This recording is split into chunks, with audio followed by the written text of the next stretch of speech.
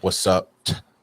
What's up? What's up? What's up? What's up? What's up? What's up? What's in up? here? What's up? What's up? What's up? What's up? What's up in here? Yeah. What's up in here? Yeah. What's up? What's up? What's up? What's up? What's up? What's up? What's up in here? What up, no? What up, no? It's your boy Wildcard in the building. Detroit Mail to the left. What's good? Nick just ran out. I think he had to go chase. What's good? Why must I be like that? Why must I chase the cat? Nothing but the dog in me. Dog in me. Don't.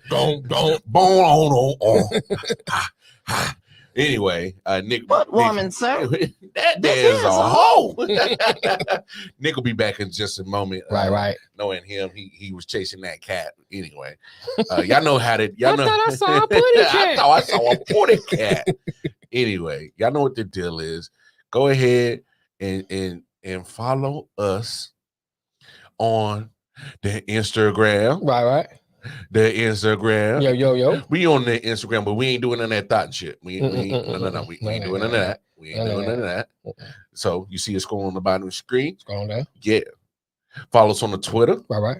We on there. Right. The Instagram and the Twitter is just to let you know what kind of content we got coming out. Right. What kind of the content that we spreading, the news, but most importantly, going over to the YouTube page, Right. where all the content is held, shared, displayed. So go over there, like, share, comment, hit that bell notification, hit that subscribe button, all that. Yeah.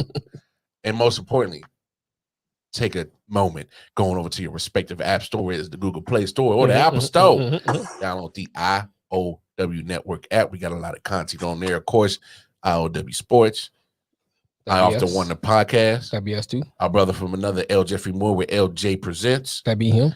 Air Paradoxical. And them too. White Vol. Mm-hmm.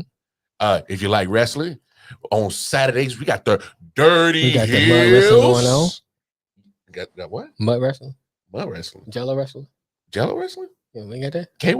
KY? Hey. Oh, wow. Speaking of KY, girl. Slide to the left, slide to the right, crisscross. Everybody clap your hands. I got my phone in my hand. No, man, y'all silly as hell. But no, definitely download. I feel like the skinny white kid in Road Trip when he's at the fraternity. Go get you a thick girl with cheetah print panties. The only time I feel skinny is if I feel like I'm him. He walks out of the house the next morning. So. Yeah. What's up? But no, a lot of great content on there. Right. And of course, we got music from mainstream artists as well as the independent artists who are grinding, and they out there grinding, trying to get their spot in the music world. So definitely support the app. So let's get down to business. Get down to business. Football season is done. Mm-hmm. Super Bowl is done. Right. I know, right? And so now baseball we got like it's gonna happen. Yeah, baseball is struggling. They don't even look like they want to do anything to handle their CBA situation. Looking at the reports today, they're still far away from coming up with a solution to get this thing done. I think they have till the beginning of March to at least get enough spring training in. What up, though, Tim? And for the season to start off. I feel like Manfred is like a mole set to destroy Major League Baseball. Tim, what up, though? I mean, look. Let me comment on this. I'll be right back. To do what? Said monitor? I'm saying, like, you monitor the comments. I got to switch back and forth. Yeah. No, I got you.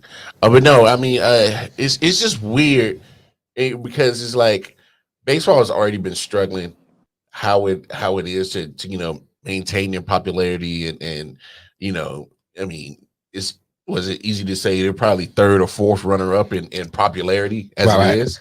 Right. And so it's like and they're doing themselves a huge disservice not getting the season started on time. Like this a lockout is going to do them no good. I mean, they always shoot themselves in the foot anyway. I mean, they've been hollering and hooting about steroids for the last 25 years. Now they're talking about they ain't testing now for they're talking about they ain't testing for it. So it's like, shoot, I can go play now. Well, the contract, they signed a 20-year deal. I looked into it more. I know we were on the air when that came in. Yeah. They signed a 20-year deal and agreement for testing with the players union. Yeah. So that, excuse me, expired. That expired. Yeah. So you might see it renewed with the new negotiations going on now. Yeah. But that 20-year window expired. They would have to create a new agreement. But it's not like MLB said, "Oh, we're stopping this." It's just that agreement ran out. Oh, okay.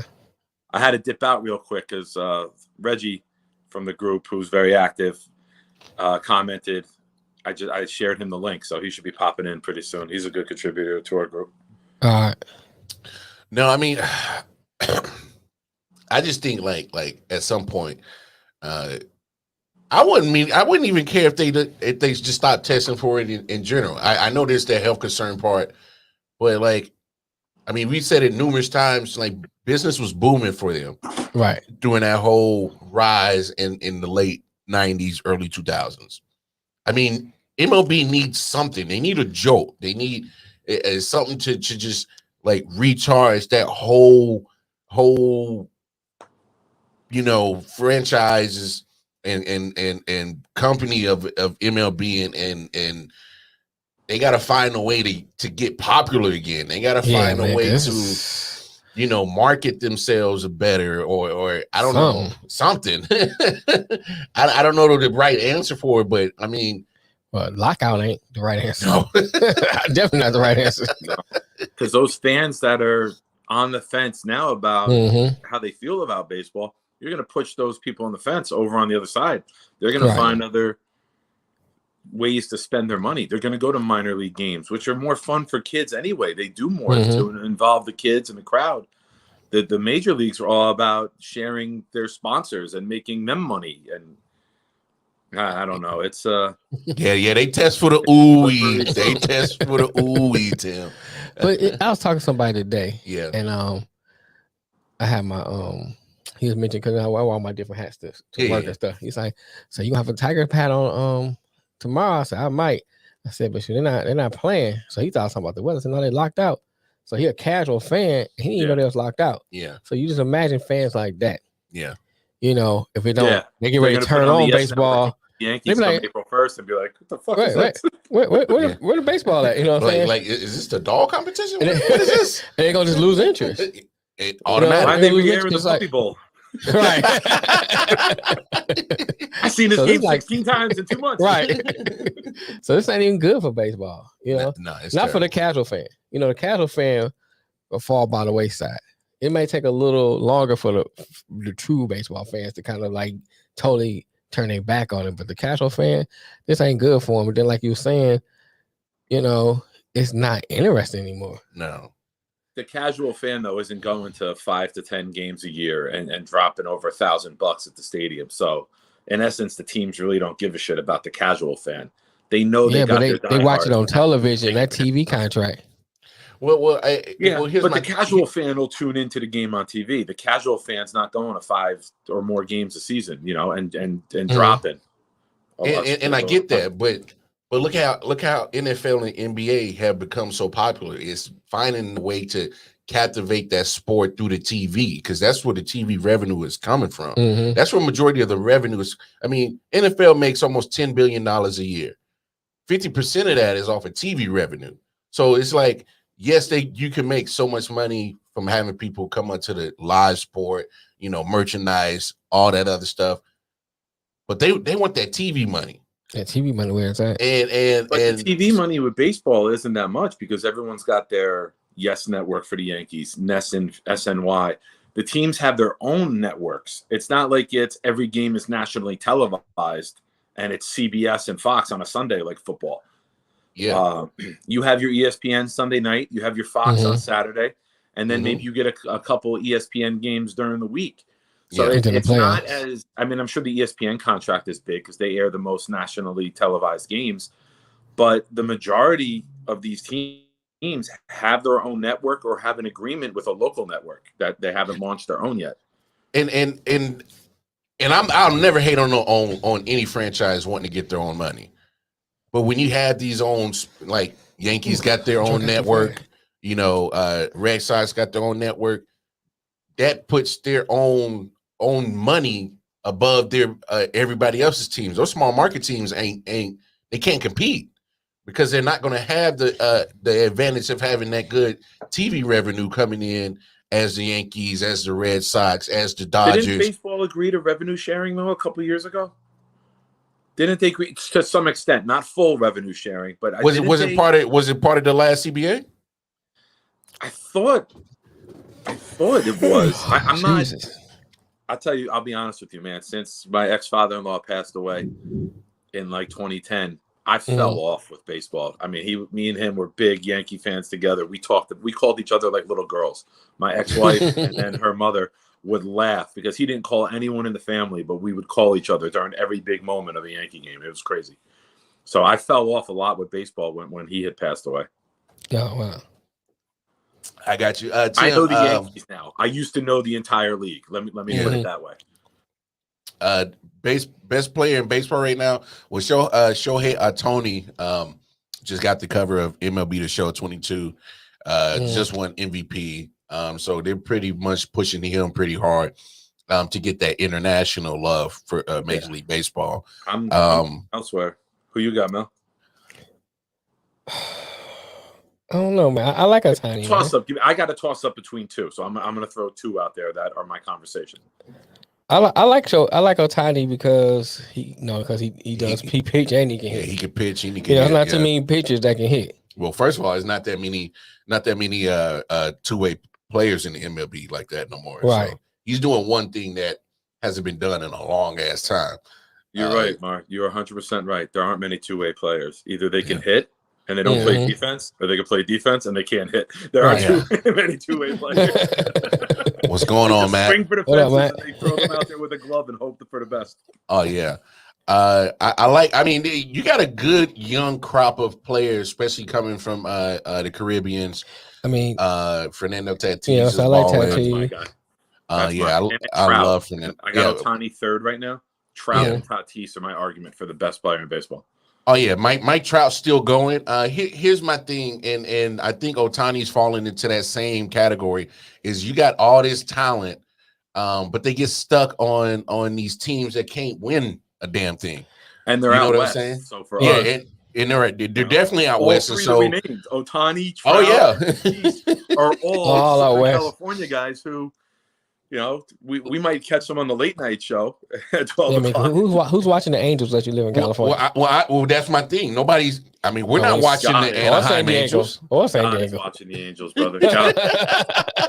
Well, I'm sorry, California Angels. Yeah, well, Anaheim, California. Hey, they keep changing their name. They're not sure what part of California they want to do. So, I mean, I'm not sure. What's up, K-Stones? My man, Kofi Weaston. What up, though, man? I mean, it's just weird because you have all these. We'll get to that in just a second. Since your boy AD hurt again, we'll get into that in just a second. But I mean, it's like a mummy. Wrapped his ass up. So it's like you got all this talent in baseball all the way on the West, and majority of your writers going to be on the East Coast. So I mean, you got to catch these guys on SportsCenter highlights in the morning, right? Bryce Harper's kind of been, fell off a little bit, right? Yeah, you know what I'm saying. He still provides electric moments, but I just think his consistency. There. Big time. So I think Machado went out west. Machado was in Baltimore. Yeah, he's out west too. His highlight of last year was yelling at Tatis. Yeah, no, really, they got in a little spat. I make a lot of jokes, but I was that serious with. Yeah. I saw that. I mean, the Mets. They're trying to spend a lot of money. They're trying to buy everybody. Yeah, but they keep falling short. But they always. How about Matt Harvey? The Dark Knight turned into White Lightning this week, huh? Hey, that boy got immunity. Went to snitching like a motherfucker, dog. I don't know. Let me tell you something. Mel might remember this guy. Mar, I'd be surprised if you do. in the 80s, there was a Yankee named Steve Howe who was suspended from baseball like for life, like 5 times for cocaine use and failed tests. Him and Dale Strawberry running neck and neck. Speaking of Matt Harvey, he witnessed on the Tyler Skaggs situation. For those who don't remember, he passed away from a drug overdose in 2019. But he was given the drugs from an employee of the Angels, Eric Kay.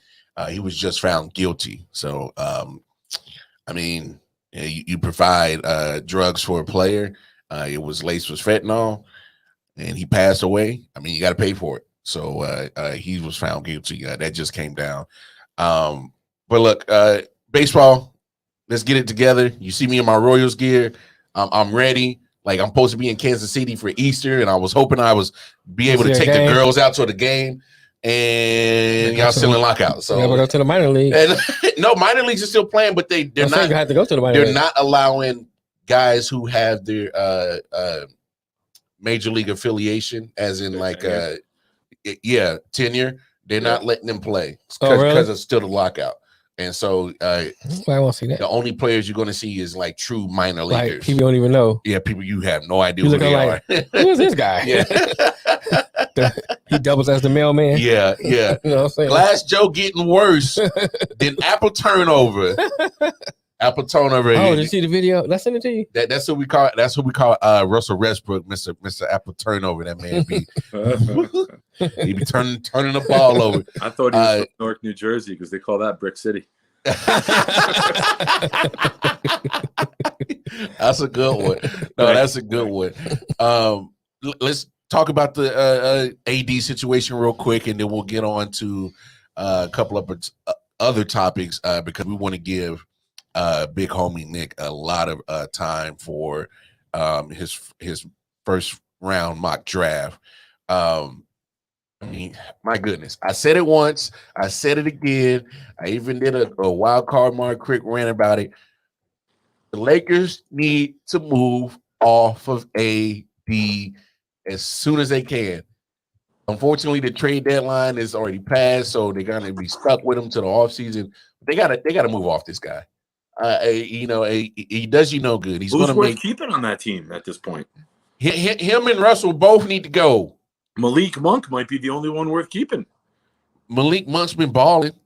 I would definitely keep him, but for the most part, I mean, man, the Lakers so bad. They need to get rid of the janitors. They need to get rid of the people that's holding the tickets. They just need to keep all. I don't like the way you punch them tickets. You gotta go. Change the arena over from the Clippers game. Just keep all the Clippers shit up when the Lakers play. It's not even. Y'all deserve to have y'all stuff turned over. For real. Hey, that's sad that the Clippers, who are without their 2 starters, Kawhi hasn't played all season. Paul George's been hurt for the last month and a half, and probably is going to be out for the rest of the season. And they've been putting up more effort and more fight than the Lakers. Right. They've been putting up. That the Nets and Clippers are taking over their cities. I love it. I'm like literally at a loss for words. I'll give them credit. Good win last night. I'm gonna cut him someday. It's turmoil like a mush mouth. No, but I'm saying like you. I give them good credit. They beat a good Jazz team last night. Yeah, I mean, but that happens though. I mean, my thing is like this: any given team will be somebody. Was sitting courtside and he threatened the Jazz. He said, "Who?" Go ahead, Mel. I'm sorry. No, I'm just saying, but that happens in over the course of 80-something games. You're gonna have a team, beat another team that wouldn't beat them in a 7-game series. That just happens. Tim said Reggie Jackson didn't ball like that when he was in Detroit. Definitely didn't. Hey, Tim, that's what happens when you got to go to, LA, man. You got to put up or shut up, bro. In Detroit, you got the luxury of kind of, just work on your craft. You ain't concerned about winning. You get to LA, man. You got to win. It's put up or complain. It's not put up or shut up. It's put up or complain. But look, a monster fourth quarter from LeBron James. He plays 40 minutes, but my thing is he's already shown that he's liable to wear down. Ever since he's gotten to LA, the Lakers cannot rely on an aging superstar like LeBron to continuously day in and day out play 40 minutes and put up 33 points. I agree. Like they're asking for literally asking for a lot of that aging guy. Carmelo's still hurt. He probably not gonna come back till after All-Star break. Matt with his favorite words. Preach, man. I mean, it's. Let me say this. Let me just add 2 letters to that. Fuck Los Angeles, LeBron. I liked LeBron before he went to LA. I mean, you better than me. I was never a fan of LeBron. I always appreciated him because when he was on the cover of Sports Illustrated in high school, labeled the next big thing, and he fucking delivered. You know how many people crumble under that pressure? Oh, no doubt. No doubt. We've seen dozens of them. You know, Kwame Brown was supposed to be the next fucking big thing. And LeBron had all the hype coming in from high school. And he did. He delivered. You're right. I'm just saying, as in, there's certain aspects to the game that I didn't care for when he started.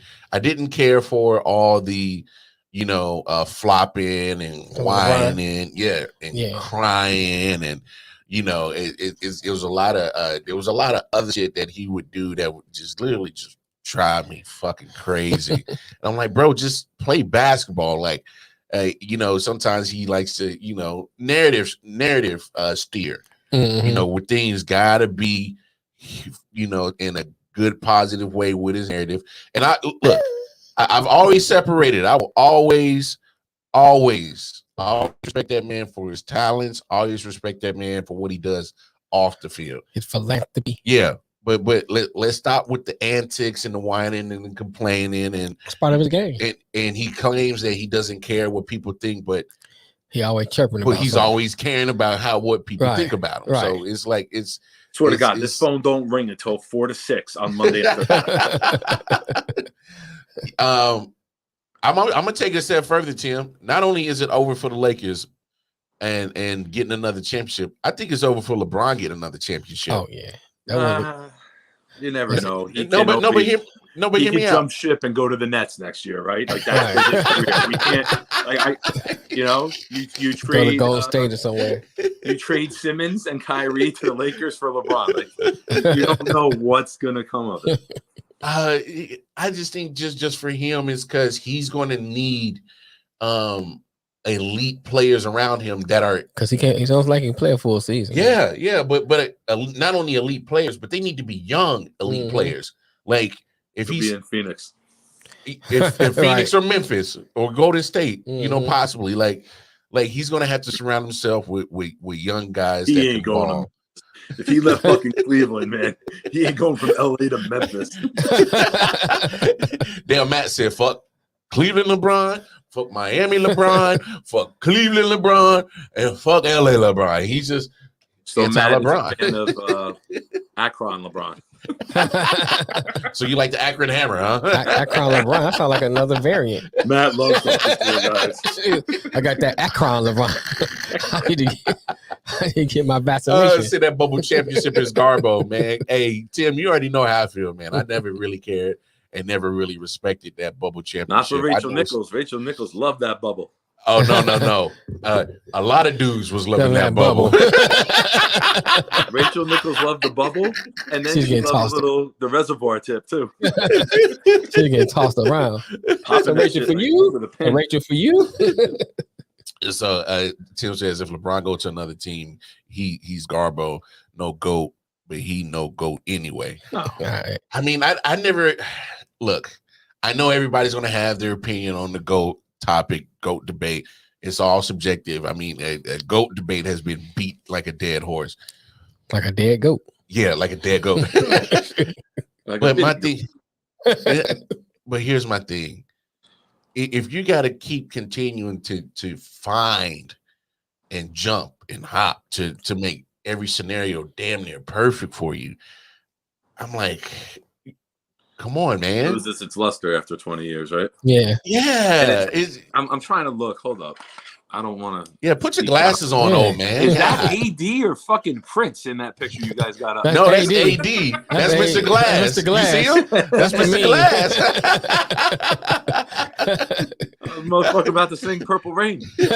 Yeah, Matt. Not going to trash him in high school, but fuck Akron LeBron, too. Oh, dang. Prom cream by dick. LeBron. Fuck preschool LeBron. Fuck nurse school LeBron. Damn, why don't you just say fuck embryo LeBron? Right. Just fuck everything LeBron. Fuck his daddy's sperm. His dick on the other side. That nigga should never swim. Should have never swim. I mean, you look like Ricky in Boys in the Hood laying down on the right.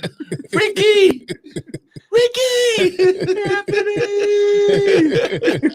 Anthony. But I mean, but when it comes to Anthony Davis, and here's my thing.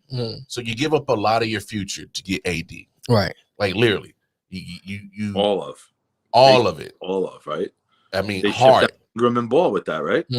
Hart, Lonzo Ball, who else was part of that? Was it Melvin Ingram? Brandon Ingram. I got football. Oh man, went to New York. Was that trade too? Oh boy, they went to New York. What, Julius Randle? Yeah, was that no, they let him go before LeBron got there. So, but I mean, either way, don't get me wrong. The front office of the Lakers was already trending in a bad way because they was getting rid of young talent. But then it got worse when LeBron got there. It's because he's so impatient. He wants these proven veterans that had some type of flame to their name at some point in their life, and he wants to get an automatic championship or automatic deep run. And it's like you're not letting this young talent flourish. Like, if you're so quote unquote the GOAT that you say you are, like goat it up. That's right. I'm saying go these guys up. Teach them up. Coach them up. So now you in a Lakers position. What do you do? What do you say? Whatever LeBron tells you. Whatever LeBron tells you, right? She swallowed him. She just swallowed him. Or left him on a mattress. I think it's too late for AD. Well, I'm not saying it's too late for AD to get in the trainer's room and get his ankles fucking taped up and play with knee braces. Yeah. Man, he needs to play like he's a left tackle who tore 2 ACLs in college. No, right there, man. His legs won't bend, just running down the court like this. Nah, damn that. Y'all know this. So what do you do? You the Lakers? No, you wrap his ass up like Jake Gyllenhaal, like Bubble Boy. So you still trying to go with the same team? I was thinking Brandon Fraser in The Mummy. I said you just clean house and start all over. I mean, honestly, it's gonna be hard to move AD. It's gonna be hard to move AD. It's gonna be hard to move Russell. I mean, yeah, it's gonna be harder to move Russell. No one's taking Russell's contract. Yeah, no one's taking his contract. Nobody's taking that on. But contract aside, sitting duck right there. He's roadkill. My thing is like the contract aside, just the way Russell plays and the way AD is always injured. Who gonna take him? No, nobody. For Westbrook, because AD's upside is better than Westbrook's. AD healthy is still a top 10 player. Yeah, but when is he healthy? I'm just saying if. No, I'm just saying. I'm saying. Well, okay, I'm looking at it for me if I'm in an organization. You know what I'm saying? And I'm not saying you take AD. If you were to take one of the two, you're taking. I'll say between the two. Oh, right. I guess what you're saying. Okay, between the two in this scenario, you take AD. Yeah. You don't even unless you want to get fired, you don't trade for Westbrook. Yeah, you only look at Westbrook. Oh no! If you can't bubble wrap his ass and like Jake Gyllenhaal Bubble Boy, and you can't move off of him, that's the only option you got. The Lakers are stuck, man. Well, it's their own fault. Oh yeah, it's their fault. Don't get me wrong. It's their own fault. It's their fault. But I'm saying, okay, I remember you go back to the Isaiah Ryder days and the Peeler days, when they had all them players. It was just hard to look at. And it took them a while to kind of turn it around. Then Kobe and Shaq and all them came in, and they started bringing back Jones, Right. Shaq came in. Jones, you had Nick Van Exel before that. Nick Van Exel. Oh, Eddie Jones and Nick Van Exel was low-key underrated guys, and I love them. I love both of them. I love them. Well, I have a thing in my heart for Nick Van Exel because they played against Michigan in Cincinnati. Yeah. Fuck Nick Van Exel. Man, you are so bitter with these damn Michigan beat him, intertwined beefs with certain players. I love Mel because I'm a notorious hater, but Mel makes me look like Melly Collins. He's still holding a grudge on damn Kirk Cousins. Man, fuck Kirk Cousins. I piss on this uniform. I just buy one just to piss on it. But the Lakers did it to themselves. Yeah, they did. They did. I'm not excusing what I'm saying, but LeBron, make LeBron happy, and they did whatever LeBron wanted. Right, I understand that. I'm saying, but for sake of this particular predicament they're in, what do you do? You know what I'm saying? I honestly out and then do one of these. Look, maybe a little bit of this, some praying and shit. Better dot your I's and cross your T's. Rosary beads out. No. Honestly, if there's some way that you can get these guys to restructure their deal, because you're going to be cap stricken every year, right? Because they're not giving back. Well, I know that, but you got to find a way to do something, because it's like Russ is making 44. $44 million. He might as well go and get James Harden. How many years he got left? He has at least 3 more years or something like that. Oh, you're gonna see a buyout. There's no fucking way they're keeping that bag of shit there for 3 more years. No, 2 more years. He has this year. Probably looking at a buyout. He has this year, and then he has $47 million coming to him next year, and then after that, he's a free agent. $47 million. Who the fuck is? Hey, here's a crazy thing. AD's not a free agent until 2024, and so he'll be 31 at that time. His cap hit is 35 right now. Goes up to 38. That's even worse. Then it goes up to 40, and then it goes up to 42. But he's an elite player, so he's on the other side of 30 and injury proof, though, man. Injury proof. I understand, but when you pay him, you don't expect him to get injured, right? That's true. All the time. But even so, with all his injuries, it's 25% less than what you're paying Westbrook. They need to take Westbrook and AD and just do them like Yellen. Take him out back. Take him out back. Just take him out back. Just do some Tanya Hard and Nancy Kerrigan shit dump him in the Pacific Ocean. I don't know what happened to him. I don't know. Take him over to Helicopter Hill. Pop, right. Literally, you're talking about 2 dudes who is playing, but he's going to be turnover prone like a mug. He's damn Jacqueline Hyde. You don't know what kind of play you're going to get from him. Then you look at AD, who's not even 30 yet and has a rap sheet of injuries, right? As if it was just a whole criminal record of injuries. Literally, just AD is just a more athletic Kristaps Porzingis, right? Those long bodies. We talked about it 2 weeks ago. Those long bodies are not going to fucking hold up. When you're trying to play athletic swingmen as 7-foot guys, your body ain't going to hold up. It's the unibrow, man. There's a reason Robert Parish played 75 fucking years. He stayed by the rim. He didn't move more than 5 feet left and right. So he never got hurt. That's it. Block a shot to the box, run 40% up court. Matt says these cats ain't going to take a pay cut and restructure. It's not like football where they can turn money into signing bonus and defer elsewhere. Absolutely. Or ride it out. That's it. Yeah. No, you're 100% right. See, but that's where the NBA players are smart. They're getting fully guaranteed contracts. This is where, all right, and I know I'm going off into a tangent. So they finessing. Well, yeah, they finessing. Of course. Tim said it. They stealing money. They are stealing money. Them. The team. No. I'm gonna do it too if I can. I'm not blaming. I'm not blaming the players. This is what I'm saying. The players are smart in the NBA, and where the players in the NFL need to catch up, because the NFL players are over here arguing about how many padded practices we got and how much time off we got, and small, minute shit. Whereas, Get your guaranteed contract. Money. You're playing a far more gruesome sport than baseball and basketball, where your lifespan in that sport is a lot shorter than baseball and basketball. And yet you're the king of entertainment sports and you can't even get a fully guaranteed contract. You'll be lucky to even see 60% of that contract that you signed. And so the damn NFL players, they got to get smart with these CBAs. So next time that this CBA expires, they got to come to the table like, yo, damn all this other shit that don't even matter. Right. We are putting our bodies on the line for a very gruesome ass sport, and we want fully guaranteed money. And if the owners don't want to do it, well, guess what? There's a USFL that's about to start in April. There's an XFL that's about to start next year. Take your ass somewhere else that's going to give you fully guaranteed money and lifetime health insurance. Because that's what these players need to be fighting for. NFL players got to get smart. Especially lifetime health insurance. Oh, big time. That should be one of the first things they come up with. Because some of the people, once they get out of it, they still have things they dealing with. Still have things they dealing with. Yep.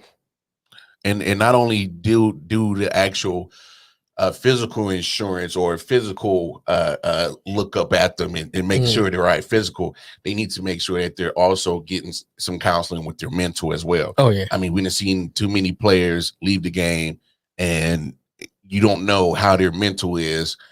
Their brain is scrambled like some eggs, and you know they're off doing Junior Seau. Yeah, Junior Seau, homeboy in South Carolina that went on. Well, he has CT, but you don't know till he's passed away after he didn't, unfortunately murdered 4 or 5 people, and then took his own life. You know what I'm saying? So it's like these people gotta do something to take care of these players. Before they see all this brain injury stuff kind of came to light, I think Ray Caruth might have had CTE. I mean, it's possible. Because how the heck you murder somebody and be found in a truck in Tennessee? When North Carolina's right there. Yeah, North Carolina right there. I mean, you could have went I went out the country. I mean, he got enough money. Yeah, he in Tennessee. See Nick looking for players to play in the parking lot of the local church. Hey, it's something. Hey, you hoop? Yeah, come on. Let's go. I mean, look, they got to do something. But here's one thing. So Dak, all of a sudden, of course, he's the big money man now in Dallas. You guys will find this interesting. He wants his say in a lot of the things going on as in draft and free agency. He wants his opinion heard. You realize where he at? Hey, Nick, go ahead, because you just shook your head like, what the hell is this motherfucker thinking? Like, why don't you worry about fucking hitting a pass in the first half against the 49ers and work on your game before you start trying to do personnel moves? Like, shut the fuck up. Who are you? You've won nothing. You've won nothing. You can't win playoff games, and you want to have a say in the roster? Stay in your fucking lane. Like, worry about getting better in your lane. Get a ring. I hope to God it doesn't happen. But win, and then you can go to ownership with that. But, I mean, this is for anyone. I'm not just picking on Dak himself. If anyone, like Kirk Cousins has never fucking won a big game. Who the fuck are you to want a bigger say in what's going on with the roster? Fix yourself, bitch. Hey, man, these guys are their sense of entitlement and bigger, and their egos are bigger than what they actually are. Right. Tom Brady could say that shit. Aaron Rodgers can say that shit. Guys who've been on top of the game for a while and not 2-6 in playoff games, who've never won a ring. Right. Just fucking stop. Work on yourself, man. You're healthy this offseason. Work on your game. I hear you. And then if you ever hit that level of top quarterback in the league, running the system in your sleep, knowing what you need at each position because you run the system so well, then open your mouth and do it fucking privately. Don't go out and publicly do it. Yeah. I mean, that shit gets done behind closed doors, man. That don't get aired out like that. Fuck that. I hate this generation of athletes. Oh my gosh, here comes Matt again. Dak ain't no Eli. Oh my goodness. Come on. He ain't even a fucking Trent Dilfer at this point. He ain't Brad Johnson. Oh. He's not Joe Flacco. Damn. Big homie. How you feel about Dak wanting to say so? He might be Joey Harrington. Damn. No, because Harrington can at least play the fucking piano. That's a great fucking reference. Sports Illustrated covers reference today. Making my way downtown. Right to the road.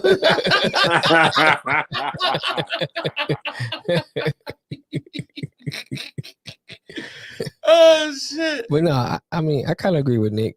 You know, you don't have enough resume to go to ownership and say, hey, you know, I want to have say so. Because I'll be like, okay, I want to have say so and you winning.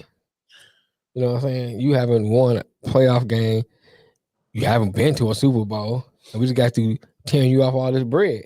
You know, and then the next season you come out, you drop it. You should have hit. You dropped the ball again. Yeah. So it's like, and you'll come to me after a losing season and say that? I mean, man, this come is to me how like that conversation takes place. Knock, knock, knock. Hey, Jerry, you got a few minutes, man? I just wanted to stop in and talk to you. What are we looking at on offense? This is what I think we need. This is what we have. This is where I think we can upgrade. Do your best with it. Good luck. That's just my 2 cents. Have a good day. Peace. Walk out. That's it. Doesn't have to go through the media. Doesn't have to be like a headline story. You have those conversations behind closed doors. Right. I mean, because now if people get cut, they're thinking you had something to do with that shit, and you don't want to deal with that as a player. You don't want to deal with a defender saying they fucking taking a cheap shot on you because he thinks he's the reason he's out of Dallas. Right. And I agree with you, man. This is why players play. Not everyone.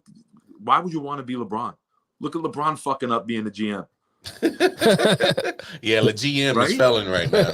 No, for real. The GM is failing. It is. I mean, it's like it's like these people wants to come in with a little bit of resume and then push people around. You know what I'm saying? And I was Jerry Jones, I'd be like, so you can miss me with that bullshit just written with your punk ass. Just like that. Just miss me with that bullshit with your punk ass. I mean, that's all Jerry should say.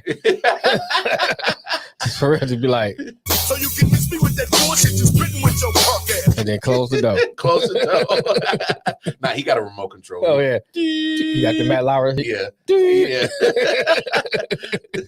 Matt says Super Bowl. Fucking guy can't even make it to the conference championship or get it. Get out of the wild card weekend. How about that?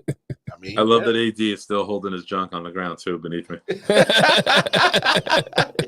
Hey, hurt feelings, hurt knees, hurt ankles. There's a lot of hurtness going around this bitch, man. I mean, look, I get it. You're the quarterback. You're at the most important position of an NFL team. But just like you said, Nick, you know, and man, like you ain't done nothing worth of significance to even warrant to even have this even come out. Right. Like what? I'm just confused on what exactly have you done, Dak?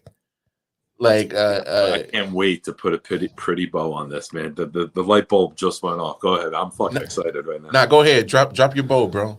Well, if they trust him enough to run the ball with 13 seconds left, they should trust him enough to make picks on players.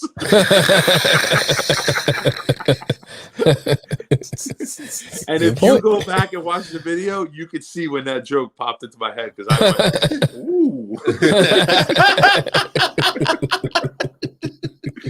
Average since 95. They trust me to run the ball. They trust me to spot the ball. They trust me to spike it or without the refs touching it.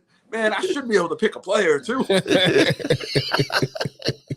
That's why they're average since 95. Crash and fucking burn. That was I love that. Oh, bro, I still watch it. And that Eli Apple, man. Oh, bro, when they Dak's gonna hate my mock draft. If Dak Prescott is watching this, Dak's not gonna like my mock draft. That Eli Apple one, and he stands by that QB run. Yeah, that whole organization, and I think Mike McCarthy and Dak Prescott were perfect for each other because they're both in denial about how good their team is. Like they're both in denial that was the best sequence of plays to end their season. They both think it was the best thing to do. And I'm like, oh man, you two were made for each other, man. Yeah, I mean, that was ridiculous. Here's my thing. It wouldn't have been a half bad call if he wouldn't have ran so far. He ran all the way in. He had to run all the way down. He had to run all the way down. You know what I'm saying? You could have ran a little bit. That would have took some of the pressure off when we get ready to pass the next down.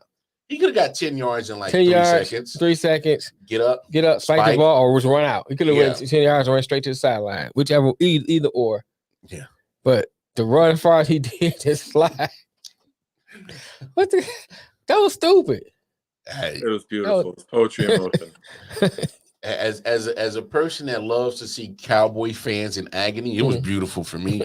I like Dak Prescott though. I do like that. That's what makes it hard because I don't like the Cowboys, but I like Dak Prescott. I like Dak the person with the mental health and stepping up and stuff like that. But Dak the player, it sounds like his ego is getting bigger than his accomplishments, man. Accomplish it, and then you can have say. Right. That's what happens when you make $75 million in one. Finish second and come back player of the year. That's like a fucking accomplishment. That's like the guy sitting in the basement playing video games all day, don't have a job. His woman going to work, and then he come home. I won't say so. Go on his household. Pay a bill, nigga. You know what I'm saying? It's the same thing. Do something. Views expressed by Mel are not those of Nick.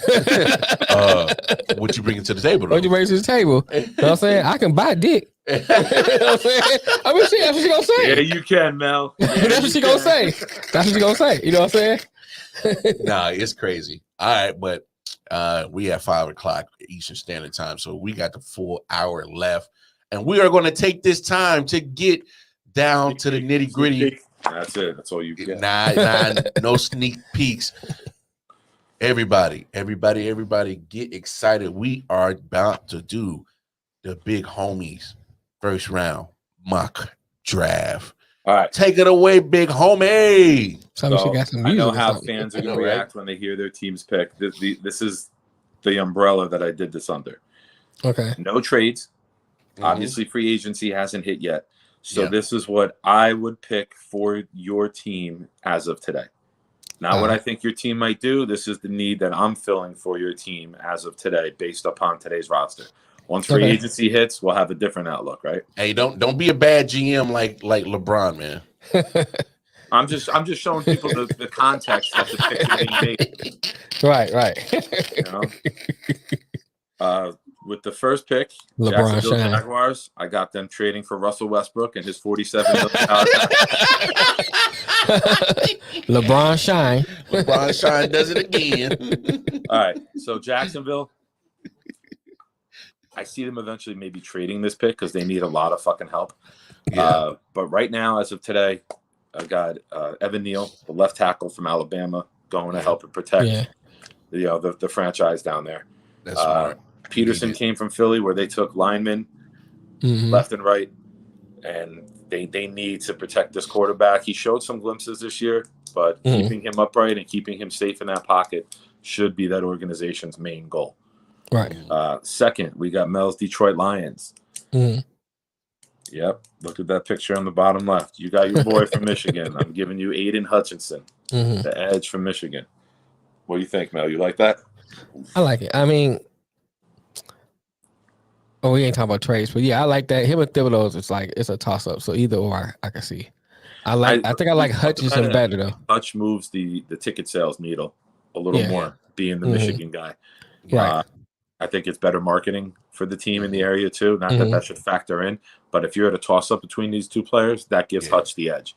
Right. Yeah. Big time.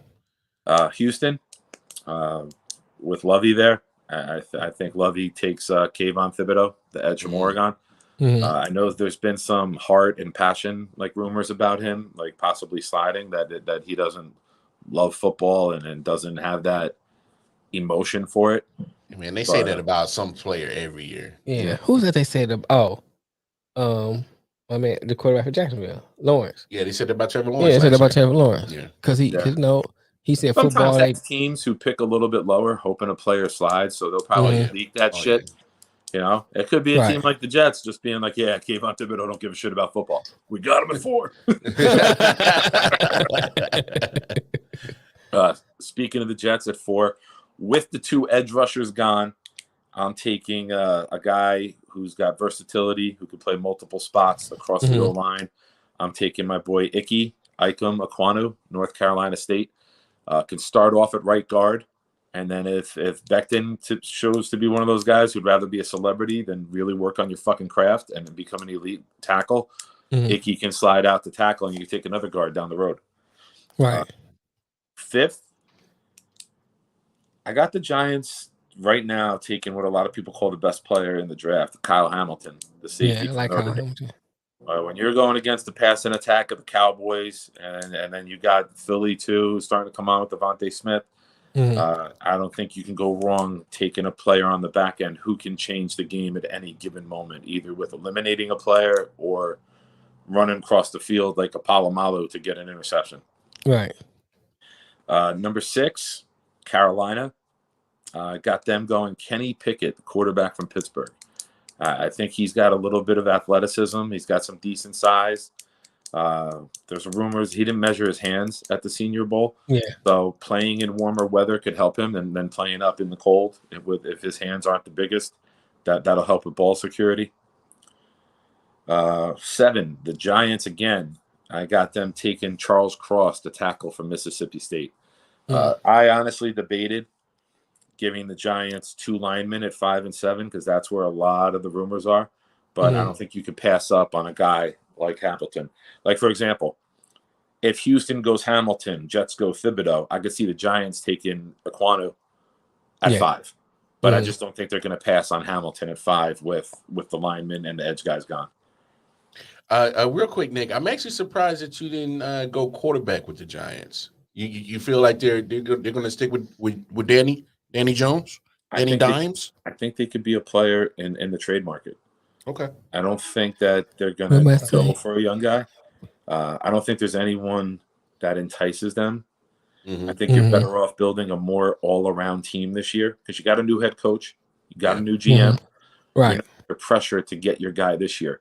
Take the best players available, make your roster better all around, give Jones an opportunity. If Jones don't work out after year 1, you go make a move.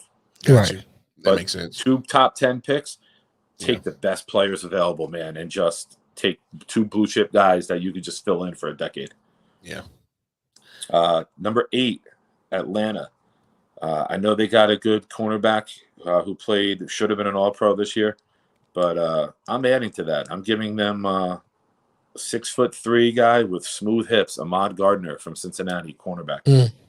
You know, they instantly have possibly the best young tandem in the league and covering receivers. You know, in a conference where teams like to throw the ball and they're spreading out all over the place. You know, if Rodgers stays in Green Bay, you got to worry about them. If you're Ryan, and you're going to rise, Ryan. Hey, Ryan, what's up, buddy? Number 9. I see this team making a trade for a veteran quarterback, but as of right now, they haven't. So I got Denver taking Matt Corral from Ole Miss. Wow, that's big. I can see that. But I see them trading this 9 pick away and getting a proven commodity. You know, they did it like a veteran. So, you know, this front office has made a big splash and given away some picks to go get an elite player. I mean, were you saying like like a veteran quarterback instead of picking Corral if they trade? Is that what you're saying? Yeah, as of right now, they haven't made that trade yet. So I'm going to draft based on their need as of today is a quarterback. Okay. So that's like the umbrella that I did this draft under. Not what could happen, but what they need as of today. Got it. Number 10, the Jets again. Right there. I honestly see the Jets trading down from this pick because with 2 top 10 picks, you're paying at least 16, 17 million a year for 2 rookies. So I could see this trade getting pushed back a little bit where the contract guaranteed for a rookie is a little lower. But at number 10, I love this kid. And I debated between an edge Jermaine Johnson. Mm-hmm. But I just love Devin Lloyd, the linebacker from Utah. And I think that he's I like him. Sideline to sideline. He's a blitzing missile. He can cover running backs and tight ends. And he's not the biggest guy, but he's a fucking thumper, and he'll help us out in the run game. And he gets to sit next to C.J. Mosley and learn, and then maybe you let Mosley go next year, and then he becomes your Mike in the middle. You know who he reminds me of a little bit, Nick? DeMario Davis from New Orleans, who was a former Jet. 2 times over. Yeah. Just a little bit. Just a little bit. That's a good comparison. Yeah. Ooh, we break.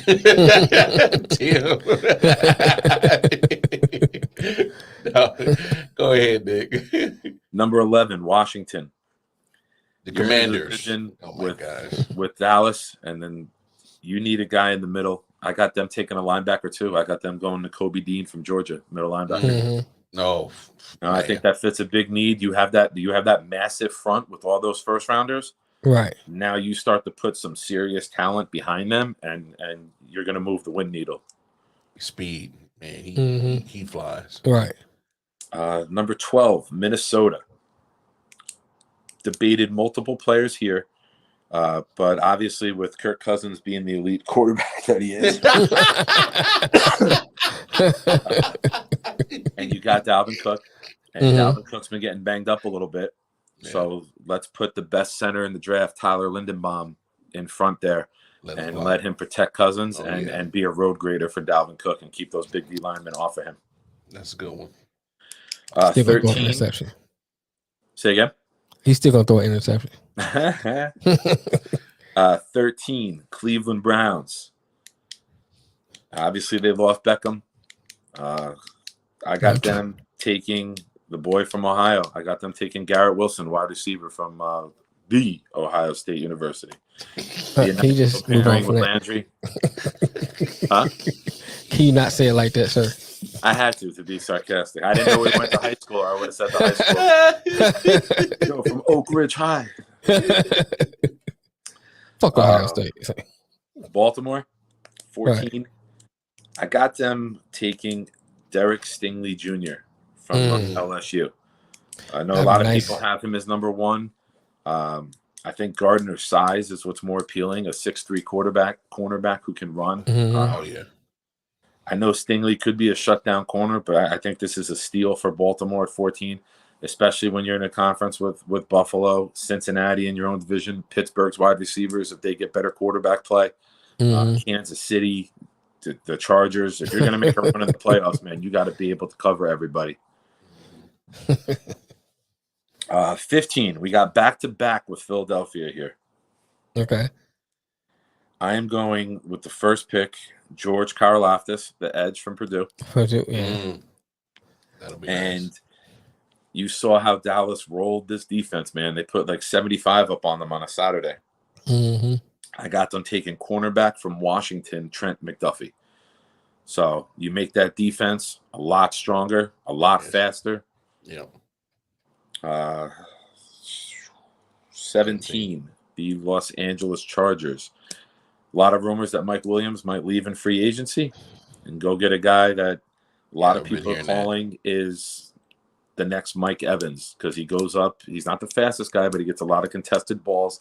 I got them taking Drake London from USC to help out Herbert out there, and it'll be a nice pairing with Allen.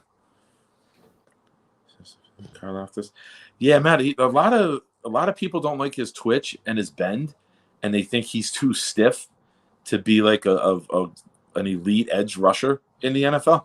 But I think some people have even talked about putting him in a D tackle on passing downs because he's more physical. If he goes to D tackle, he'll get swallowed up by the center on passing downs, like that interior pass rush, not a run, like a 3rd and 15. You put him inside, and you have a faster guy on the outside.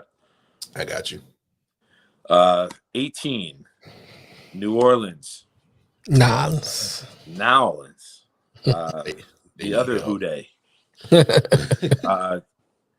It's time to drink some alcohol, boys. Jameson Williams, wide receiver, Alabama. I know he tore his ACL, but I can't see this guy falling. His footwork is insane. Like, he reminds me of Devontae Adams with his footwork, and I had him going to the Jets before the ACL injury. I wouldn't be surprised if the Jets trade back a couple spots and then take him. Yeah. 19, Philly again. We gave them an edge. We gave them a corner. Now we're going to give them the biggest, baddest dude in this entire draft. We're going with Jordan Davis, the D tackle from Georgia. Big nose tackle. Yeah. Philly's defense gets a complete overhaul. And if you want to help Karlaftis on the edge, you put the fucking massive human being Jordan Davis on the inside. Mm-hmm. Mike 20. What? No, that comment. He says, I saw Mike yesterday. I think it was. They had Stingley going to the Giants at 5. Stingley's going anywhere from 3 to 15 in mocks. Oh, yeah. Depending on the mocker. You know, he's mocker. An expert. he's the question mark, right? He's the enigma. His last 2 years in school didn't match his freshman year. His freshman year was one of the best college cornerback seasons ever. This year, his foot, he could have came back, but he decided to get ready for the draft and everything. So he opted out, basically, especially after seeing LSU was sucking dick all year. Go out and play. Apologize if Sophia's watching. 20, Pittsburgh. Like I said earlier about Denver, same thing applies here. This could be a team that hits the trade market for a quarterback. But there were comments by Tomlin made at the end of the season about getting a more mobile quarterback. I got them going, the boy from Liberty, Malik Willis. Wow. If they stay at 20, I can see them jumping up if they don't make a trade. Mm-hmm. I think that's interesting. I just think that kid his movement is fluid, man. Yeah. He moves nicely. I know we talked about it with the Senior Bowl. It's tough to get timing down with receivers that you meet on a Monday, and then you don't know. And plus, the offensive line on both sides was garbage, so none of the quarterbacks had time to really throw the ball, so you can't really see what they can do. But your timing's off, right? You don't know if he's breaking at 10 yards and coming back, or if he's going to 12 and coming back. Right. So we talked about it that his one of his greatest assets besides his arm is his legs. So he dipped out a little bit to show I can break the pocket and be mobile. Mm-hmm. 21. I have the Patriots not taking a pick because these assholes will probably fucking cheat again at some point and get that top. But you got a young quarterback there. I got them taking Chris Olave from Ohio State with this pick. You know? They need that. But you add him. But their history of wide receiver picking in the draft just hasn't worked out, man. That's why it hasn't worked out. Wide receiver. Came on Ohio State one. This next pick, they're going to regret not taking him because I think this could be the best wide receiver in this class for a very long time. At 22, I got Las Vegas Raiders taking Treylon Burks from Arkansas. Yeah, he's my personal favorite. Williams was 1, Burks was 2 for me, and then Williams got hurt. I think Burks, like I said it, he's 6'3", he's 225, he's got 5XL hands. He's got to have receivers gloves specially made for him. And he's got that catch and run Debo ability. And I think if he slides to 22, that's a fucking miracle for the Raiders, man. To team him up with Renfro and Waller. Oh yeah. And Zay Jones. Mismatches. You got some hell of a lot of good weapons there. Yeah. 23, Arizona. Kenyon Green, guard from Texas A&M. Okay. Go put a big body out there, help your run game, help your quarterback, the little Mighty Mouse, if he decides to fucking stay and lets his balls drop and becomes a man. Mighty Mouse. Yeah. Mighty Mouse. Here I come to save the day. 24, Dallas Cowboys. Diggs is a fucking joke. You need a cornerback. So I got them taken from Clemson, Andrew Booth Jr. I don't know how that guy made a fucking all-pro. He gave up like 1,300 yards receiving. And then, he's an all-pro. 6 balls bounced into his chest. You know, they see 11 interceptions in there. Oh, he's so great. Right. Yeah. It's like the guy he's all-pro. He made so many tackles on punts. Yeah, your fucking team sucked. That's why you're making tackles on punts. 25, Buffalo. I got them adding to the D-line again. I got them taking edge rusher i.o.w from it. Is it David i.o.w? I think so. Am I reading my right? I got chicken scratch handwriting. You talking about from Michigan? Yeah. Hey, how the hell you can't read your own writing, bro? That's right. I think it's David. Because who fucking writes? I had shitty handwriting when we wrote every day 20 years ago. It's the first time I wrote since last year's mock draft. Yeah. I think it's David i.o.w, edge That's from it. Michigan. 26, Tennessee. They need to get after the quarterback too. I got them going. Jermaine Johnson, the edge from Florida State. I think after the combine, that Johnson is the guy who flies up and could be a top 12 pick. Okay. 27, Tampa Bay. I highly doubt Sue wants to stay They there. need to take a quarterback. No, I got them as a team that's going to trade. Okay. I don't see them drafting a quarterback. I see them as a team that's going to trade for one. But that defensive line wasn't what it was because you didn't get the luxury of Green Bay and Kansas City's offensive line being injury prone in the playoffs. Sue's probably going to leave. He's not going to stay there if they're not a contender. I got them going Devontae Wyatt, the D tackle from Georgia, to help replace him and get a little younger up there. I think too, man. The thing about I can't say his name. I got the you working off on me. With Sue is that a lot of people looked at him as a pass rusher. He never was a pass rusher. He was a disruptor. He was just big. He pushed the line back. Sometimes he take double teams and stuff like that. Yeah. But he never was like a one that got a lot of sacks. So when he went to Tampa Bay, people was looking for him to get a lot of sacks, but that wasn't his game. Yeah, no, never been. Right. It's never. He was a disruptor. Baya and Sue on the inside. Good run stopper. To be free on the outside. Right. You know, he was in Detroit. He had Anza and a-o.w on the outside. So, you know, he'd disrupt and then they'd come in on the edge, and that's kind of worked for them. And then you had Fairley and all them. So that's why it worked. And he had what, Snacks Harrison sitting next to him in D-tackle? They had CJ Mosley for a minute. Really? I thought CJ Mosley was a Raven. No, well, that's right. No, you probably talking about somebody else, man. Shut up. Love is well on the i.o.w love seat. 28 Green Bay, Nick. Wide receiver, speedy guy out of Penn State, Johan Dotson. Johan? Oh, yeah. I think it's Johan or Johan. I don't know how to pronounce it. Just say Dotson. Dotson. Yeah, we got you. We know the old car, the 1970s car. Right. Dotson. Push the line, step on you, kick you, but never a sack guy. Snacks. Yeah, I got them. I know Lazard came on. You might lose Adams. You might lose Rodgers. So who knows? I mean, they could be looking at the number 9 pick overall. Right. They do trade Aaron Rodgers. They got a lot of question marks with Green Bay, bro. Yeah. So if they lose Adams, they're going to need a receiver here. I mean, they could be in a position at 9 to take the top receiver off the board. They might just take another quarterback. So 29, we got Miami. This is actually San Francisco's pick because Philly has Miami's pick earlier.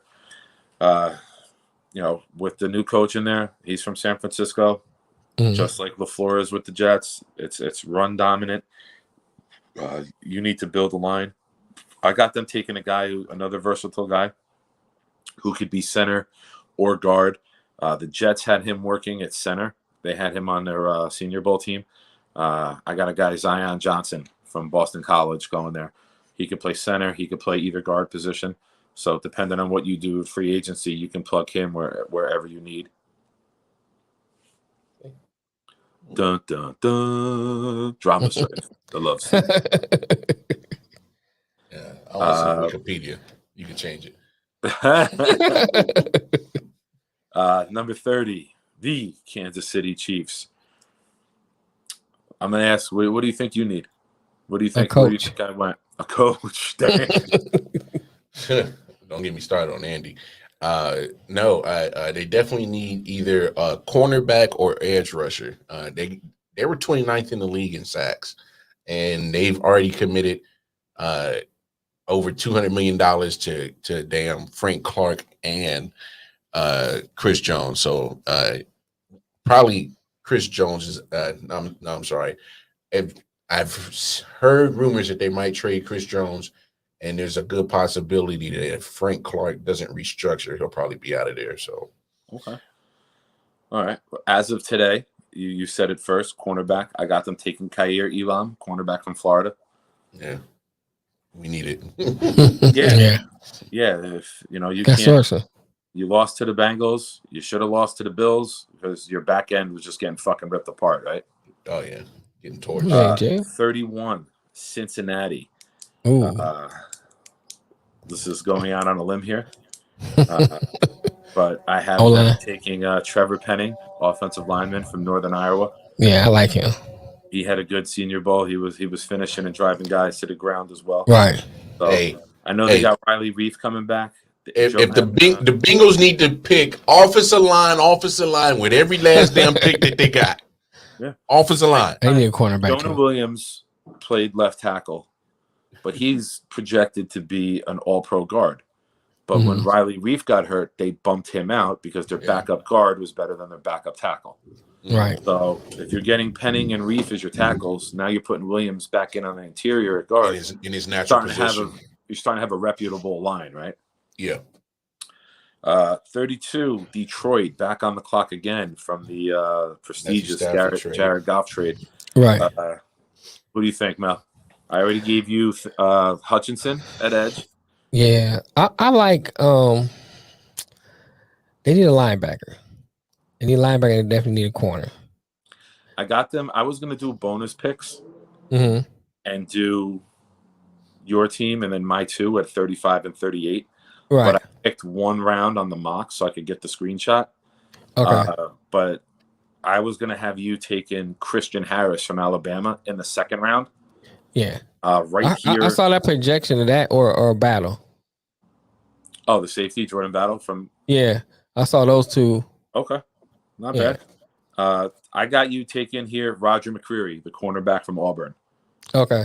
And then if you add Christian Harris, you add Hutchinson, McCreary, and Harris. You're adding elite playmakers on all three levels of the defense. And I think that will really help Detroit form their identity and start to really get this team going in the right direction. Right. I like the position they're in because those picks that you said are good picks. And then they also got some cap room and they also got the second round. So I know we're not doing the second round. They got the second round picks. Yeah, you got three of the top 34, right? Are you number one in the second round?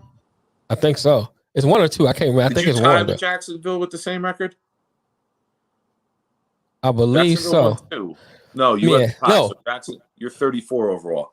If you tied with Jacksonville, you would have the pick ahead of them because it rotates each round if you're tied. But so I like the position they're in, and plus they got the money to go get a veteran for the linebacker. They need a linebacker too. So I think they. Yeah, you got Jordan Smith. You got Brandon Smith from Penn State. You got Chad Muma.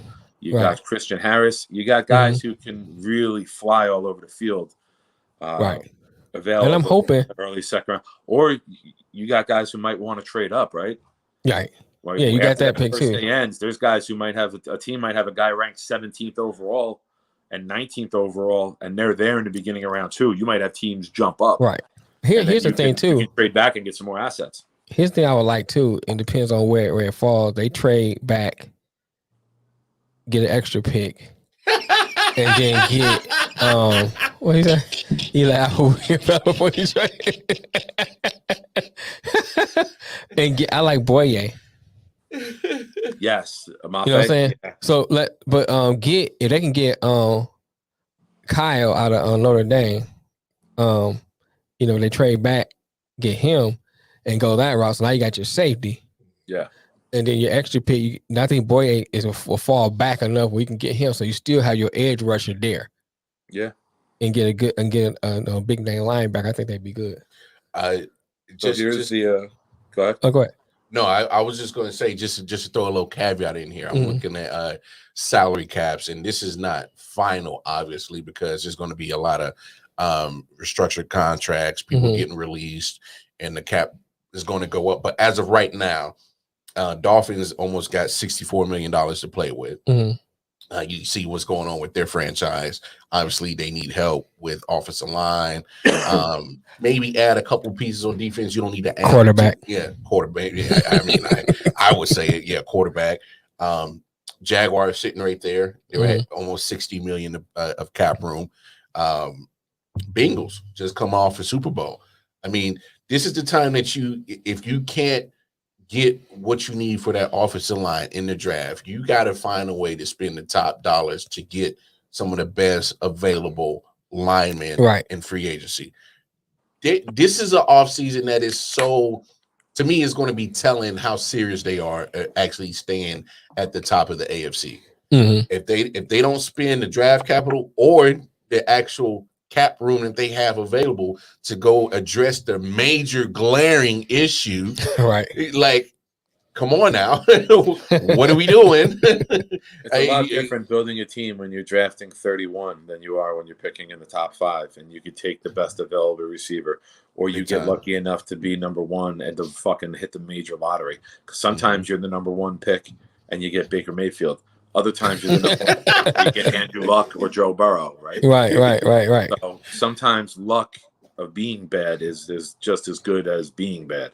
Yeah. You got to have that luck at the right time. Like this year, there's no, like if Jacksonville had the number 1 pick and there was a Joe Burrow coming out this year, Jacksonville would make a fucking killing. They would get 2-3 number 1s. They'd get number 2s. They would get multiple draft capital back like a motherfucker. They could rebuild their team in one draft, but I mean, there's no shame in taking Neal because they need line, but it's just the luck of being the number 1 overall pick, right?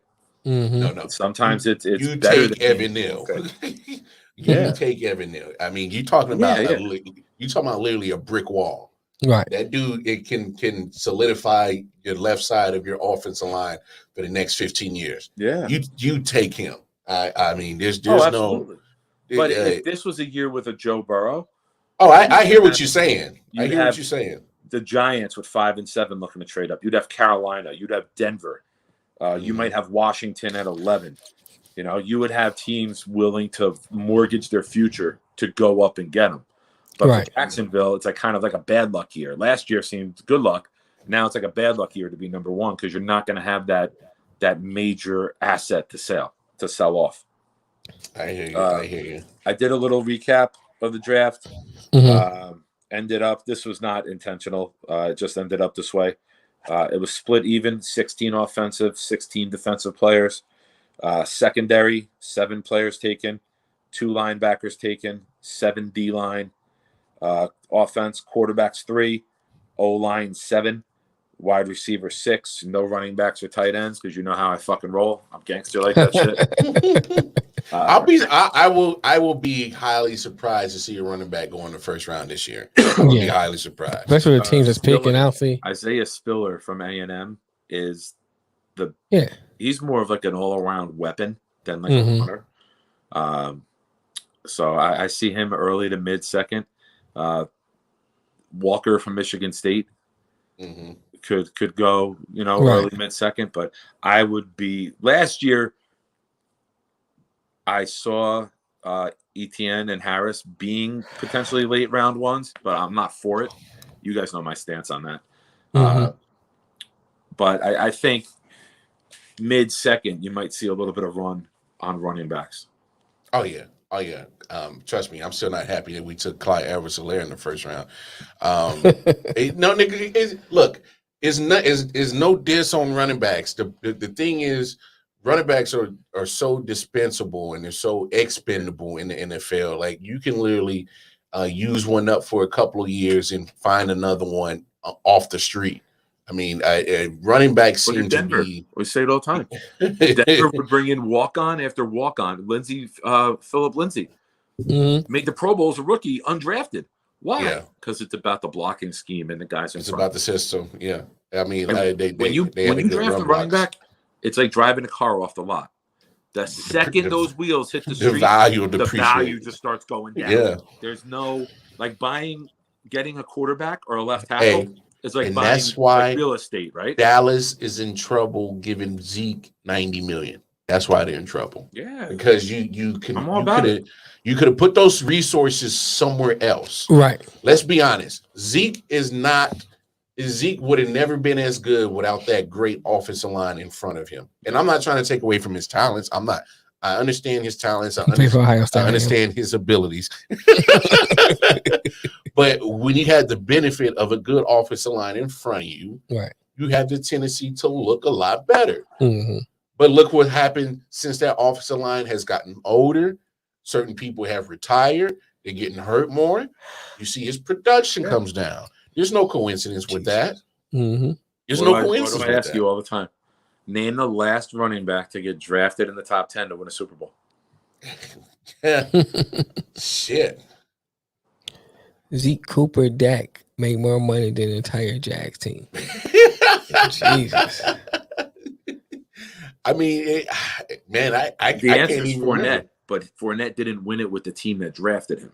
Yeah, he got released. So that's like the side thing. Name the last running back draft. Ronnie Brown didn't do it. Cedric Benson didn't do it. McCaffrey hasn't done it. Barkley hasn't done it.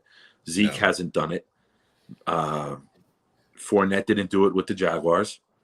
He got released, bro. I know. A top 5 running back pick got released. Gave him the pink slip, so you got to go. And the crazy thing is, had he not turned his season around last year, he'd have got cut twice.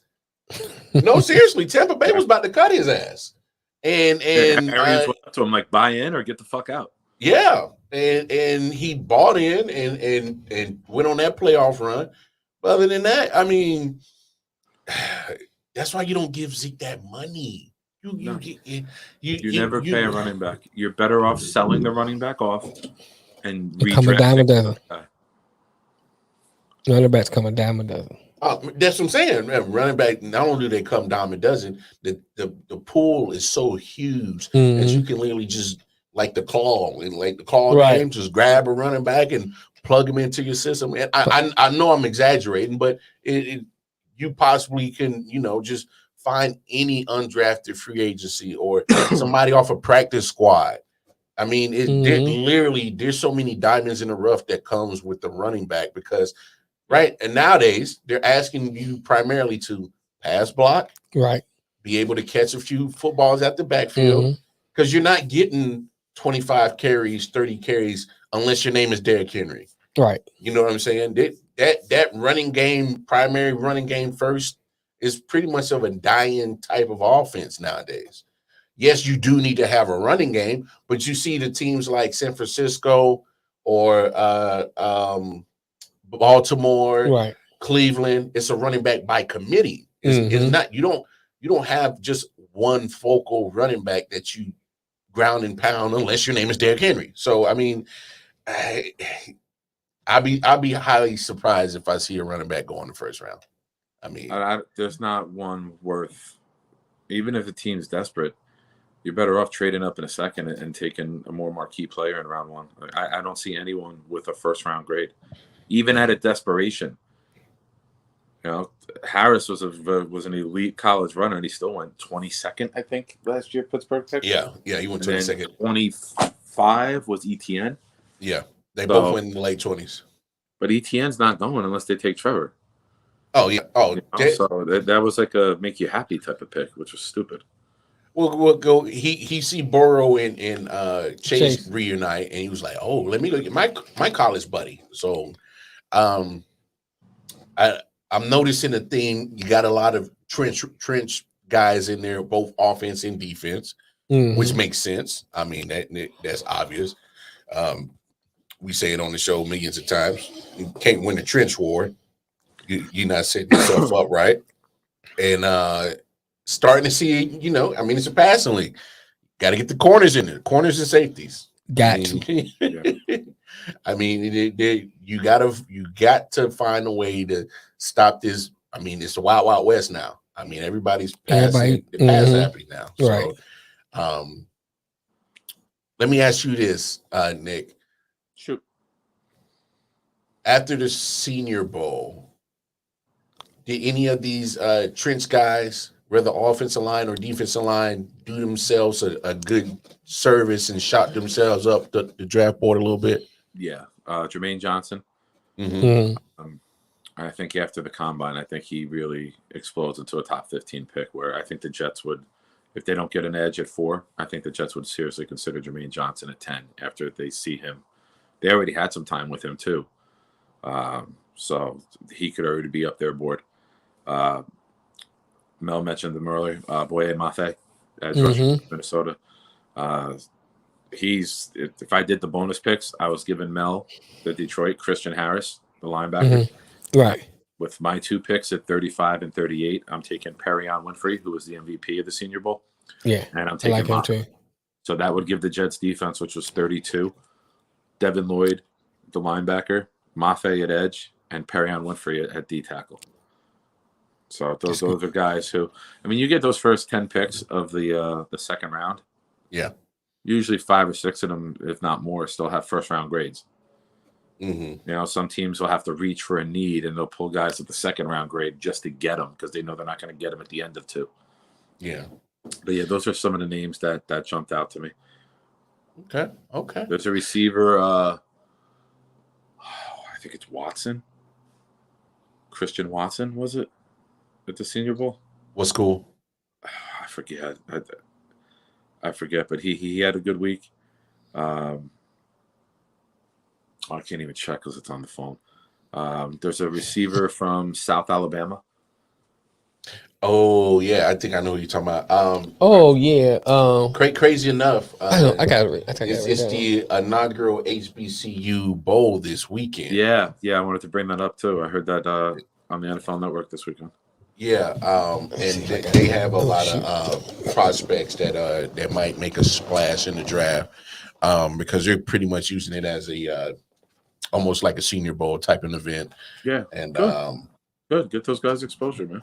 Yeah. No. Obviously, yeah. Because they just had the combine a couple of weeks back. The HBCU. Is this the Deion effect? I mean, honestly, I think it is wholeheartedly the Deion effect because. Right. I mean, he works with the NFL Network. I'm sure. He looked at them and was like, "Hey, let's make this a thing." Jalen Tolbert. Tolbert. Okay. And so it gives the HBCU players a chance to make sure that they are seen, get the exposure. Right. I'm happy for it, but at the same time, I'm like, why can't we combine it all together? Why gotta be separate? Yeah, why does it have to be separate? And here's my thing: thing. West Shrine Bowl. You got the same time the Senior Bowl's going on. Yeah. And now you have this. I don't mind it now. Yeah. I'm saying further down the line. Once combine it. Once Deion, all them can start pulling players in, and you start seeing it leveling out where it's a little more even. Yeah. Then I don't mind combining it. Yeah. Because especially if Deion and Hugh Jackson and Eddie George, if they're getting some of these top recruits, they're going to have to combine it. Yeah. Because you're not going to see your top 200 players at the Senior Bowl, at the East-West Shrine Bowl, at the Combine. They're going to be in that HBCU. Here's the things that's going to happen. Now, watch what I tell you. This is what's going to happen. Yeah. And I'm not saying this is wrong or right, but this is what's going to happen. It's going to start getting to the point where when Deion, all these players start grabbing break players in, it's no longer going to be just black players. You'll get players that are white and all that stuff coming in too. Top players. I'm just saying. Yeah, I know what you're saying. I'm in agreement with you. Yeah, because you're going to get the top players. So it's not going to just be black players. It's going to be, and they're going to have to take a look now. Because I'm telling you, there's going to be an eight. Because it's not. There's going to be an eight. There's going to be an Aiden Hutchinson one day that's going to go to HBCU. And not only just that, it's not because a lot of times, like we talked about Michigan, how they that public ivory, and they're looking at academics. So a lot of times it's cheaper to go to HBCU too. Yeah. So some of the players might look at, hey, I'm going to play with Deion, learning something, and I'm getting a cheaper education. Yeah. You know what I'm saying? So they might look at all that and I don't have to worry about like going to a Michigan where they want you to have the academics and play. Yeah. So I think that's when you're gonna start getting players that's not just, it's not gonna just be black players anymore after a while. Top players. Just the top players. Yeah. No, I agree with you. I agree with you wholeheartedly. Right. So at some point it'll be all one thing. We don't kick the ball, so we don't we don't do field goals. Go for it on 4. 4 for 10, go for it. PAT, what's a PAT? Go for 2. Who ordered pack? I went to a high school. I used to go to high school games back at home, and Detroit mostly black. Yeah. And I'd be watching the high school games. It'd be like extra point. We go for 2. Yeah. A lot of scores be like, sometimes you guys make jokes and I can't join in.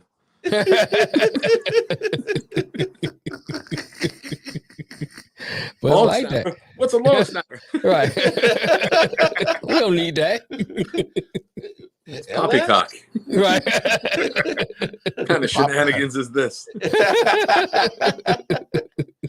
Oh no, y'all guys are nuts. But I mean, hey, look, the NFL has some things going right. Mm-hmm. A couple of things that the NFL needs some help on is their image. Yeah.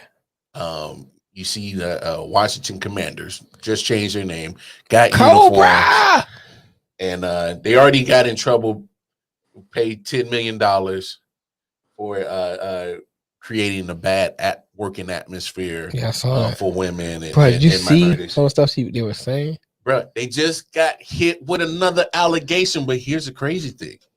This is coming from Congress. Yeah, I saw that. Like, Daniel Snyder's a deep shit. Scumbag should be able to talk about character. You ever see like when they have the Republican or the Democratic National Convention? Oh yeah.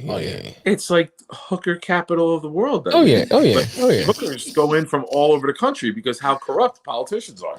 Oh yeah, I agree. Hey, it's a Super Bowl for them, bro. Right. It's a Super Bowl. Funny. They about to make money. Well, not funny, but interesting. The interesting about that. It's the Super Bowl. A lot of incidents. Snyder was there. Yes. That's what's so crazy about this. And it's like he can say, "Well, it's my employees. I need to do." He was there. Yeah. No, that's crazy, bro. Yeah. So I mean, they're looking to get a new stadium, which is weird because they just built that stadium 20 years ago. 20-something years ago. Yeah, but the advancements in technology. Everybody wants a new stadium. Everybody wants a new stadium. I mean, Ford Field's not there. Oh, it's time for a new Ford Field.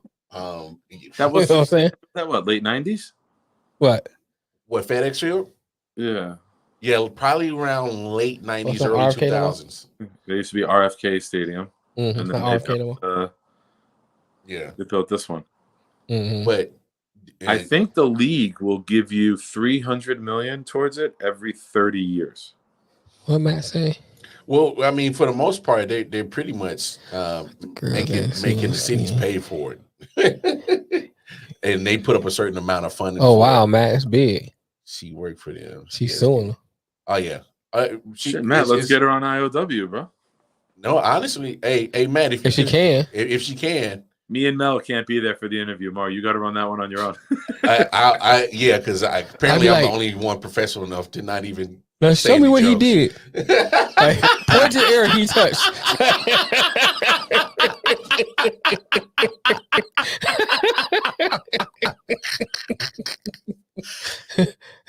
Oh no, but Matt, if you could hook that up, slide in, direct phrasing, direct message me. And let me know if you could make that happen. Reach out to her. No, we're dead serious. Yeah, we're serious. Because I have stuff too. What's that? Is serious. I'm not fucking around. Yeah, go ahead. I got a kid from in town here from Colonia, and he's a lefty pitcher, and he's committed to Rutgers. Mm-hmm. Okay. He's a basketball player I coached against years ago, and I saw him the other day down at one of the gyms I was at. And I mentioned to him maybe about coming on, and then we'll do a little interview with him. No, definitely. Matter of fact, you made me think about something. Well, I'll talk off here. Go ahead. Yeah, but I mean, hook that up, Nick and Matt. Hook it up because it's still sports related, but we want to have her truth come out because even when the Deshaun Watson situation, I wanted to bring up a scenario on what a masseuse what kind of her atmosphere would look like. Yeah, like so what she do. So I had my sister come in, who's an esthetician, which is similar to what you would esthetician. Wait, like reads the stars and stuff? No, fool, esthetician. That's astrology. I ain't fucking with you. See, like with telescopes and stuff. Shut your ass. But no, I mean we want the truth, right? And honestly, me personally, I think Daniel Snyder. Well, no, I think I know. I think Daniel Snyder. He's a fucking jackass. No, just me personally. I think Daniel Snyder is yeah. I think he's a piece of shit. He is, man. And who's the piece of shit? Daniel Snyder. I think. Yeah. But dude, having money don't make you a better person. No, it doesn't. Either it make me a happier person. Just got successful. Yeah, I mean, my thing is this, man. We know that people in those circles do crazy stuff, but you don't really hear about because a lot of them keep on the DL. Snyder was out in the open doing stupid stuff. Yeah, like and I'm just using this example. Like somebody come past, dude smack her on the ass, and Snyder be like, yeah, you know what I'm saying? Like stupid stuff like that. Like, oh, there's no problem with that. Oh, you know, that's crazy to me. No, he literally. So one of the ladies was like, yo, he like got his hand on my thigh, and on my back, and I physically had to remove it. Right. And he was like, she testimonied that he was trying to force her in the limo. Yeah, I heard about that one too. And his lawyer had to be like, "Damn, that's not a good idea, bro. Not a good idea." Right. Like, how idiotic are you that your lawyer has to literally tell you, bro, that's not a good idea? How bad you got to walk around with your lawyer? that's another thing. Go everywhere I go. Why the hell is my lawyer with me all like that? 24/7. It's his actual wife. No. Well, she can't testify against them. It works. Exactly. Oh. And you know what? I hate to say it, but she knows what's going on. Oh yeah. And she's just going to continue to ride the money train. And they put her in point of running probably the day-to-day operations of that team. And Ryan, that makes sense with you. We need something to do about that, man. You got to do something about that. If your lawyer got to go everywhere with you, bro, come on, got to do better, brother. Got to do better choices. Make better choices. Better choices. But it's called preventative maintenance. Yeah, that's out of my price range. I just keep my I just keep my ass in the house. Right. That's preventative maintenance for me. Close I get to is prepaid stay legal. In the house. What did you say now? As close as I get to it is what? It's prepaid legal. Oh, prepaid legal, bro. That's the closest I get. Yeah, that's it. Yeah, man, you got to be careful because you pay for other things cash up front. First of all, prepaid legal is just paying for like a court-appointed lawyer, bro. That's all the hell you pretty much doing, dog. That ain't nothing, dog. They ain't getting you off nothing. But she will. Oh my gosh. It was too easy, man. Bum. Will you slow down, Dan Snyder? I'm sorry. Slow down. So I mean, the Commanders are looking real jokish right now. Yes. They're looking pretty horrible. Yes. I mean, worse than the Mets. Yeah. Shitty people do shitty things. You know, it's the way of the world. Like you can't be shocked anymore. You know. Oh no, I'm not shocked. If you're a shitty person, you're gonna be shittier when you're a fucking billionaire. Oh, even worse. Money can solve everything. Well, because they think they're invincible. I mean, that's the thing. They think they just pay everybody silence or pay everyone off. Speaking of paying for silence, Cowboys just paid a $2.4 million settlement. Can't believe that's all they paid. Those fucking lawyers are for probably voyeurism. Who? Voyeurism. Oh, really? I can't remember his name, but he's one of Jerry Jones's higher executive lieutenants in his circle. Been around the Cowboys for 32 plus years. One day he has his access key card and he decides to go into the cheerleaders' locker room to use the restroom. He's getting busted, taking pics. The craziest part is I think it was one of Jerry Jones's granddaughters, has an upskirt picture of it. Wow. Hey Jerry, check this out. But imagine that. Hey, I recognize that coochie. Look, I'm not trying to jump to conclusions, but if this dude has been around me for so long and he has a picture of my granddaughter and this dude ain't been fired or got his ass kicked, there you go. You complicit. I think so. You in that same circle? You in that same circle. Mm-hmm. You know what I'm saying? They like you are complicit. And Matt said, "Get Kirk Chilling gets shit for it." Brett, I look. Yeah, you're right. The NFL, and I know we all love it, but they're really taking this $10 billion a year and literally holding that as the all be all, and they're forgetting everything morality under it. It's the money, man. It's the money.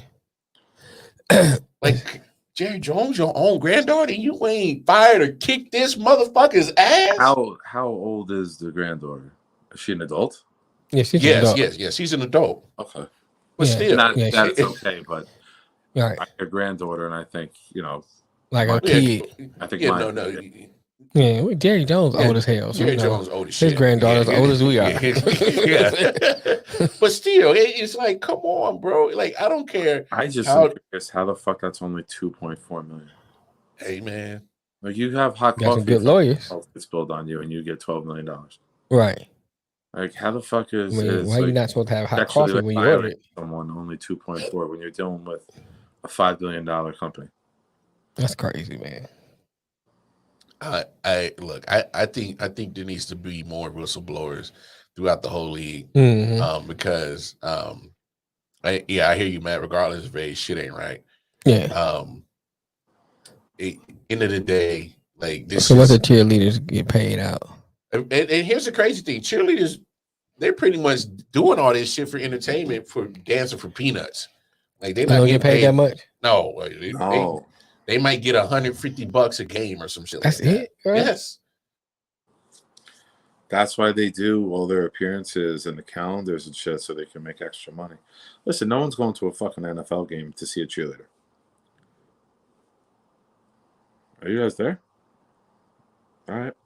No one's going to a game to see a cheerleader. They can be existent or non-existent, and no one is showing up for that factor. Like you look at the college games, and people, the cheerleaders are trying to get the crowd to cheer. Listen, no one even looks at you. We're looking at the field. Did they freeze? Am I here? Am I frozen?